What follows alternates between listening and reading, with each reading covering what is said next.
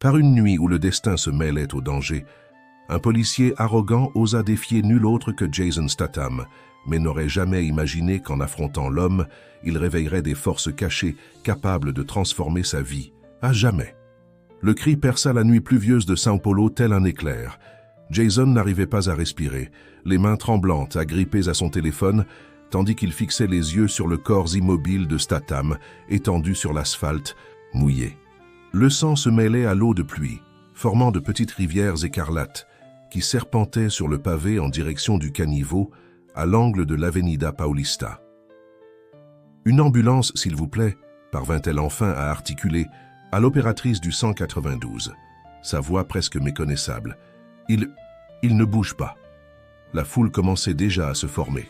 Des curieux protégés par des parapluies colorés, des conducteurs qui arrêtèrent leur voiture dans l'embouteillage croissant, tous attirés par la tragédie qui se déroulait sous les lumières clignotantes des feux de circulation et les néons des immeubles commerciaux. Soudain, un homme en blouse blanche surgit parmi les personnes, s'agenouillant aux côtés de Douglas. Nina le reconnut immédiatement.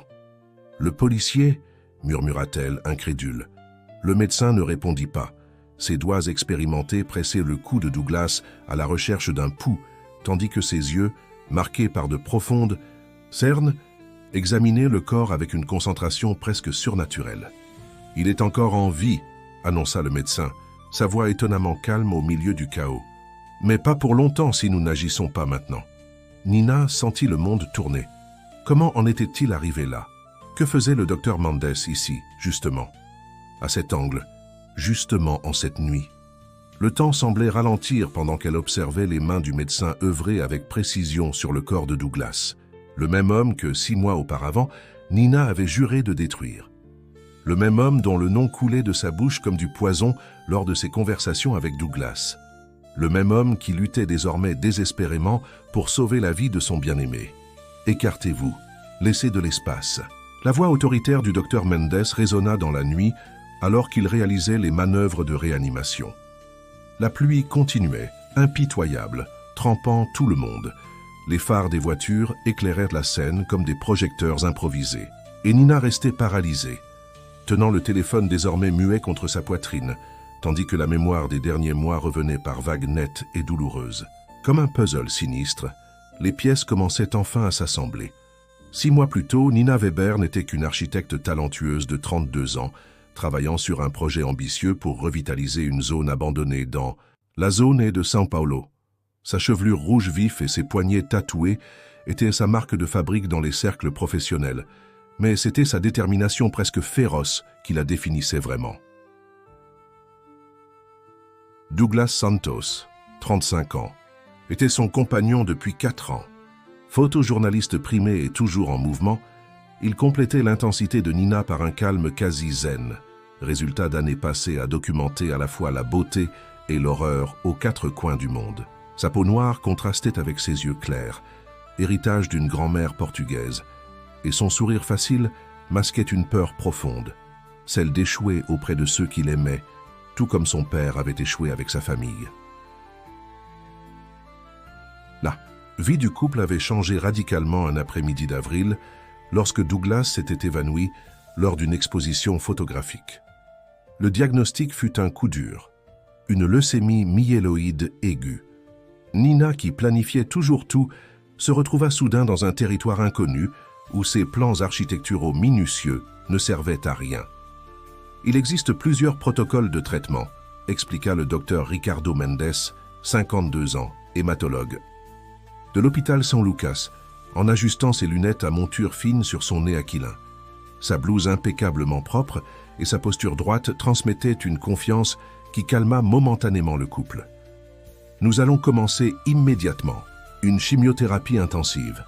Ce que Nina ignorait, c'est que le docteur Mendes portait lui-même un fardeau. Après avoir perdu sa femme du cancer 5 ans auparavant, il avait développé un mécanisme de défense qui le rendait cliniquement efficace, mais émotionnellement distant. Sa plus grande peur était de se reconnecter avec ses patients et leurs familles, pour les voir ensuite s'en aller. Alors que Douglas affrontait le premier cycle de chimiothérapie, Nina rencontra le nouveau chef de police, Campos, dans le couloir de l'hôpital. La professeure d'histoire de 40 ans, aux yeux semblants éternellement embués et toujours munie d'un carnet de notes, était là pour son mari, lui-même patient en oncologie. « Vous devez vous préparer à lutter non seulement contre la maladie, mais contre le système », alerta Marcela à Nina lors d'un café à la cafétéria de l'hôpital. Le docteur Mendes est techniquement brillant, mais il ne va pas au-delà du protocole. De base, Marcela expliqua qu'il existait un traitement expérimental à l'Université fédérale de Rio de Janeiro qui présentait des résultats prometteurs dans des cas comme celui de Douglas. Mais c'était coûteux et le SUES ne le couvrait pas. Son mari avait été rejeté pour le programme. Le docteur Mendes n'a même pas voulu discuter de la possibilité, dit Marcela avec amertume. Il a dit que c'était créer de faux espoirs, mais je sais qu'il aurait pu nous aider avec une recommandation. 2 semaines plus tard, le mari de Marcela décéda. Nina l'embrassa lors des funérailles, sentant un frisson de peur parcourir sa colonne vertébrale. Ce même soir, elle retrouva Douglas en train d'examiner les résultats d'examen avec une expression sombre. « Ça ne fonctionne pas comme il l'espérait », confessa-t-il, « mais Mendes dit que je dois tenir encore un cycle. » Pour Nina, ce fut le point de non-retour. Munie des informations de Marcela, elle se mit à rechercher sans relâche le traitement expérimental au Rio. Elle imprima des études, des cas de succès, des statistiques. Elle se prépara comme elle le faisait pour défendre ses projets architecturaux les plus ambitieux. Lors de la consultation suivante, Nina déversa toute cette information sur le docteur Mendes. Le médecin écouta en silence, le visage impassible. « Ce traitement n'est pas adapté au cas de Douglas », dit-il enfin, sans lever les yeux des examens. « Nous continuerons avec le protocole établi. Ou bien le problème, c'est que vous refusez d'admettre qu'il existe quelque chose au-delà de votre précieux protocole », lança Nina, incapable de contenir sa frustration. « Quelque chose que vous ne contrôlez pas, quelque chose qui pourrait nous donner un espoir réel. » Le regard que le docteur Mendes lança à Nina fut glacial. « L'espoir réel ne vient pas de promesses vaines, mademoiselle Weber, il vient de traitements éprouvés. » À partir de ce jour, la relation entre Nina et le médecin se détériora complètement. Douglas, affaibli par la chimiothérapie, se retrouvait déchiré entre la confiance dans le médecin et l'amour pour Nina. Quant à l'architecte, elle devint de plus en plus obsédée par le traitement expérimental. Contre l'avis du docteur, Mendes, Nina et Douglas se rendirent à Rio pour une consultation. Le médecin responsable de l'étude se montra enthousiaste à propos du cas de Douglas, mais resta honnête. « Nous avons besoin d'une recommandation formelle du médecin traitant, et le traitement lui-même coûtera environ 150 000 $, que l'étude ne couvre pas totalement. » De retour à São Paulo, Nina était déterminée. Elle contracta un prêt en utilisant son appartement en garantie, discuta avec la famille de Douglas et ensemble, ils parvinrent à réunir presque toute la somme. Il ne manquait plus qu'une recommandation du docteur Mendes.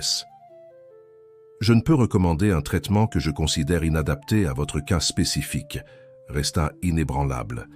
Le médecin, ce serait contraire à l'éthique. C'est alors que Nina franchit une ligne. Utilisant ses contacts, elle découvrit que le fils du docteur Mendes, l'officier, un jeune de 23 ans, était un architecte fraîchement diplômé à la recherche d'un emploi. Elle lui proposa un poste dans son bureau en échange d'une conversation plus ouverte avec le médecin à propos du cas de Douglas. Le docteur Mendes reçut la proposition comme une affront directe. « Vous essayez de me corrompre pour mettre la vie de votre compagnon en danger », accusa-t-il furieux. « Je suis éthiquement obligé de signaler cela au comité de l'hôpital. » Ce soir-là, alors qu'une tempête s'abattait sur São Paulo, l'état de Douglas se détériora soudainement et il dut être hospitalisé en urgence. Nina, dévastée par la peur et la culpabilité, observa le docteur Mendes travailler sans relâche pour le stabiliser, se demandant si son intervention avait, d'une manière ou d'une autre, compromis le traitement de son bien-aimé. 3 mois s'écoulèrent depuis l'hospitalisation d'urgence. Douglas s'était suffisamment rétabli pour rentrer chez lui, mais son corps était visiblement plus fragile. Ses cheveux, autrefois portés en dreadlock atteignant ses épaules, n'étaient plus qu'un souvenir. Ses yeux, en revanche, conservaient l'éclat obstiné que Nina aimait tant. « Je dois recommencer à photographier », annonça Douglas un dimanche matin, tout en remuant sans appétit le petit déjeuner préparé par Nina. Mais Mendes a dit que tu dois éviter l'exposition. Ah, je me moque de ce que Mendes a dit, interrompit Douglas avec une fermeté que Nina n'avait pas vue depuis longtemps. Je ne peux pas me contenter d'exister, Nina. Je dois vivre. Cet après-midi-là, par insistance de sa part, ils se rendirent au parc le plus proche. Douglas emporta son vieil appareil photo, refusant d'utiliser aucun équipement numérique plus léger. « La sensation n'est pas la même », expliqua-t-il, ajustant la mise au point manuellement, tout en photographiant un groupe d'enfants jouant au ballon. Nina observa le cœur serré, comment il devait s'arrêter fréquemment pour se reposer. Mais elle remarqua aussi comment ses yeux s'illuminaient à chaque fois qu'il encadrait une nouvelle photo. C'était comme si l'appareil photo était une extension de lui-même, insufflant de l'énergie à son corps épuisé. Sur le chemin du retour, ils s'arrêtèrent dans une pharmacie pour acheter les médicaments prescrits par le docteur Mendes. La pharmacienne reconnut Nina. « Le fils du docteur Mendes est passé ici ce matin. » Commenta-t-elle distraitement en séparant les médicaments. « Il a parlé de vous. » Nina se figea. « Gabriel, qu'a-t-il dit ?» Il a mentionné qu'il travaillait dans le bureau de l'architecte aux cheveux rouges qui s'occupe du petit ami atteint de leucémie. Ce doit être vous, non? Il a dit qu'il adorait le travail et qu'il avait beaucoup de chance. Nina ne répondit pas, sentant revenir cette vague familière de culpabilité. Elle avait bien engagé Gabriel, 1 mois après cette terrible nuit aux urgences, mais pas dans le cadre d'une négociation sordide. Le jeune architecte avait un talent authentique et elle avait besoin d'aide pour les projets qu'elle avait négligés pendant la maladie de Douglas. Chez elle, alors que Douglas dormait, Nina repassa mentalement les derniers mois. Sa relation avec le docteur Mendes restait glaciale, limitée au strict nécessaire lors des consultations. Elle avait renoncé au traitement expérimental, en partie parce que Douglas n'était plus physiquement capable de le supporter, en partie parce que les résultats préliminaires n'étaient pas aussi prometteurs qu'elle l'espérait. Marcella réapparut dans sa vie, désormais bénévole dans un groupe de soutien pour les familles de patients oncologiques que Nina avait commencé à fréquenter. Son amertume avait cédé la place à une sérénité surprenante. « Savez-vous pourquoi le docteur Mendes est si rigide avec les protocoles ?» demanda Marcella une nuit après une réunion du groupe. « Il a perdu sa femme de la même maladie que celle dont souffre Douglas. Elle avait participé à un traitement expérimental qui avait mal tourné. » La révélation frappa Nina comme un coup de poing. Soudain, la froideur du médecin prit un nouveau sens. Ce n'était ni de l'arrogance, ni un manque d'empathie, c'était de la peur. La même peur qui consumait Nina chaque nuit en regardant Douglas dormir, craignant que chaque respiration ne soit la dernière. Lors d'une consultation particulièrement tendue, lorsque les nouveaux examens montrèrent une aggravation de son état, Nina confronta enfin l'éléphant dans la pièce. « Je sais pour votre femme, c'est dit-elle, pendant que le docteur Mendes examinait les résultats, et je comprends pourquoi vous craignez tant les traitements expérimentaux. » Le médecin leva les yeux, visiblement ébranlé. Pendant un instant, Nina entrevit la douleur derrière la façade professionnelle. « Alors vous devriez comprendre pourquoi je refuse de donner de faux espoirs, » répondit-il en reprenant contenance, surtout quand le coût émotionnel est si élevé. « Et si ce n'était pas un faux espoir, » insista Nina, « et si c'était la seule véritable espérance ?» La conversation fut interrompue lorsque Douglas entra dans la salle, plus pâle que d'habitude. 3 jours plus tard, il eut une hémorragie grave et retourna en réanimation. C'est lors de cette nouvelle hospitalisation que Nina découvrit, par l'intermédiaire de Gabriel, que le docteur Mendes passait ses nuits à rechercher des cas similaires à celui de Douglas, consultant des collègues internationaux, cherchant des alternatives dans le cadre des protocoles sécurisés. Le médecin avait identifié un nouveau traitement, récemment approuvé en Europe, qui pourrait aider. Il n'en a jamais parlé lors des consultations, observa Nina, confuse. « Mon père ne promet jamais rien qu'il ne puisse tenir, » expliqua Gabriel, et il n'a toujours pas obtenu l'autorisation d'importer le médicament. Déterminée à aider, Nina mobilisa ses amis architectes. En une semaine, elle organisa une vente aux enchères caritatives de projets architecturaux pour récolter des fonds. À sa grande surprise, le docteur Mendes se présenta à l'événement. « Je ne suis pas ici pour approuver ou désapprouver vos actions, » dit-il visiblement mal à l'aise dans cet environnement artistique. « Mais j'admire votre persévérance. » Ce fut la première trêve en des mois de guerre froide. La semaine suivante, le médecin présenta une proposition. Un protocole alternatif combinant le traitement conventionnel avec des doses contrôlées du médicament européen. Ce n'était pas le traitement expérimental du Rio, mais c'était une concession significative. Douglas, qui assistait à tout, avec un mélange d'espoir et de résignation, accepta immédiatement. « J'en ai assez d'être un champ de bataille entre vous deux », se confia-t-il. « Je veux juste essayer de vivre le temps qu'il me reste, quel qu'il soit. » Les mots tombèrent comme des pierres sur Nina. Pour la première fois, elle comprit que son obsession de sauver Douglas l'empêchait, d'une certaine manière, de vivre pleinement ses jours. Ce même soir, en rentrant en voiture après une visite à l'hôpital, Nina aperçut le docteur Mendes sur le trottoir, marchant seul sous une bruine fine. Sans hésiter, elle arrêta la voiture. « Puis-je vous déposer, docteur ?» Le médecin hésita, mais la pluie s'intensifia, décidant pour lui. Dans la voiture, un silence gênant s'installa, jusqu'à ce que Nina demande enfin ce qui la tourmentait depuis des mois. « Faye, c'était de nouveau ta femme. Qu'est-ce que tu aurais fait différemment ?»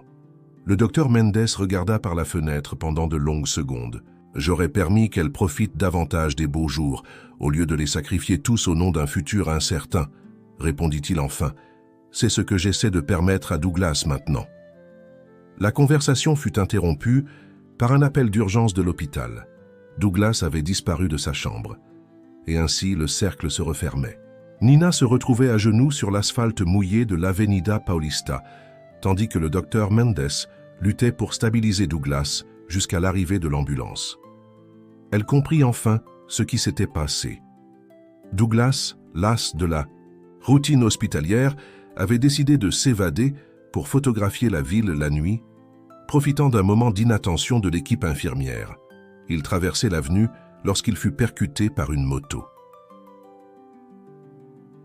Les sirènes de l'ambulance finirent par déchirer la nuit pluvieuse. Le docteur Mendes poursuivait les manœuvres de réanimation, ses vêtements complètement trempés, son visage déformé par une concentration absolue. « Allez, Douglas », murmurait le médecin entre les compressions. « Pas maintenant, pas comme ça. » Les ambulanciers arrivèrent, prenant en charge la procédure. Nina et le docteur Mendes restèrent côte à côte, observant, impuissants, l'équipe travailler. « Je l'ai trouvé par hasard », expliqua le médecin, la voix tremblante. « Je rentrais chez moi quand je l'ai vu traverser la rue, avec son appareil photo. J'ai essayé de l'appeler, mais... » Nina tendit la main et saisit celle du médecin, surprenant les deux. Cet instant, ils n'étaient plus adversaires, mais simplement deux personnes unies par l'amour de Douglas.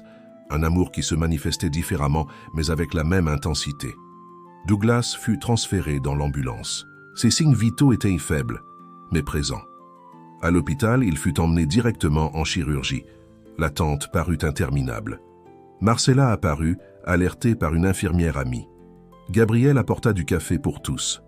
Le docteur Mendes resta dans la salle d'opération pendant des heures, refusant de laisser l'affaire à un autre médecin, malgré que ce ne soit pas sa spécialité. Lorsqu'il sortit enfin de la salle d'opération, ses cernes s'étaient accentuées, et il semblait avoir vieilli de plusieurs années en quelques heures. Nina se leva immédiatement. « Nous avons réussi à le stabiliser », annonça le docteur Mendes, esquissant un léger sourire. « Le traumatisme crânien est grave, mais pas aussi catastrophique que nous le redoutions initialement. »« Et la leucémie ?» demanda Nina, craignant la réponse. Curieusement, les examens d'urgence ont montré une réduction significative des cellules cancéreuses, répondit le médecin, presque incrédule. C'est comme si son corps réagissait enfin au traitement. Nina éclata en sanglots, un mélange de soulagement et d'épuisement. Le docteur Mendes, brisant tous les protocoles professionnels qu'il s'était imposés après la mort de sa femme, s'assit à côté d'elle et posa une main sur son épaule. « Il est têtu », commenta le médecin. « Comme quelqu'un que je connais. » Nina rit entre ses larmes. « Je crois que nous sommes tous les trois. » Le lendemain matin, Douglas ouvrit les yeux. Il était confus, douloureux, mais vivant. Nina lui tenait la main, et le docteur Mendes ajustait le moniteur cardiaque.